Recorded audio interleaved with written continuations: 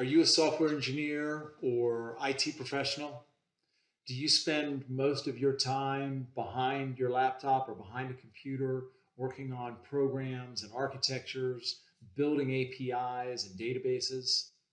Do you wonder sometimes what it might be like to be out in the field working more closely with customers, presenting solutions, giving demonstrations? Do you sometimes look at those individuals who give the demonstrations for your organization and wonder if you could do a better job? That was me about 15 years ago. My name's Chris White, author of The 6 Habits of Highly Effective Sales Engineers and creator of DemoDoctor.com, a website dedicated to the growth and development of sales engineers. I graduated from university in the early 90s, and in my first job, dating myself, I was developing in COBOL and CICS and DB2. After a few years, I got into consulting and became an expert in enterprise architecture and data architecture and information architecture and that sort of thing. What I discovered was that whenever I landed on a new project with a new client, I would be really excited and motivated and enthusiastic for the first 3 or 4 months. And then after about 3, 4, or 5 months, I would become bored. I would feel like I've already sort of figured out what was going on there. I've solved some problems, maybe put in place some new architecture, and was ready to move on to the next project. What I discovered was that a lot of my colleagues loved the idea of a long-running contract or long-running engagement, 3 to 5 years. That sounded like a jail sentence to me. I wanted new problems and new challenges. As a result, I found myself jumping from job to job and from project to project every 3 to 6 months. Frankly, I thought there was something wrong with me because I couldn't be happy in any one job or in any one role. I sought help. I literally sought professional help.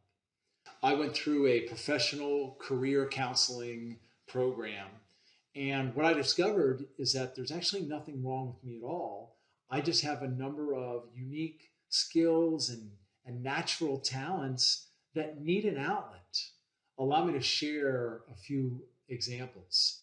What I discovered is that I have a very high rate of idea flow, which means I'm constantly thinking and generating ideas. And why is that important for the role of sales engineer? Those people that have a very high rate of idea flow are very quick on their feet. They're very good thinking on their feet. Improv experts and improv comedians have a very high rate of idea flow because they can think very quickly on their feet. That's a very good skill to have as a sales engineer. I discovered that I tend to think differently from others. The way in which this was tested, incidentally, is they gave the individuals that went through this program a list of 20 words or phrases one at a time, and we had to respond with the first thing that came to mind. So baseball might have been one of the words. They've discovered that about 80% of the population responds with the same 4 or 5 terms, and those people are considered tribal. They think like the tribe. About 20% or less of the population comes up with a completely different and unique answer to those words or those phrases. Those people, at least in this program, were considered maestros. What I discovered is that I scored very high on maestro, which means I tend to think differently. I tend to think uniquely. I'm also very extroverted. Extroverted maestros make very good spokespeople for technical subjects and technical topics. I also discovered that I have a very high diagnostic analysis skills, or I scored very high on diagnostic analysis. What does that mean? I can very quickly sort of jump to a conclusion with limited information. That makes people with very high diagnostic skills very good at problem solving.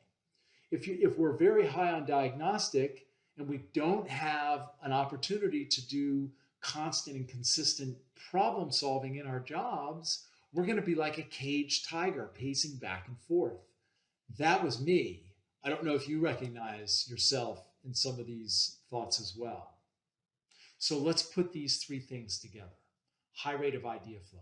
It just means you're naturally good on your feet. You can think quickly on your feet and turn on a dime, as we say. The extroverted maestro.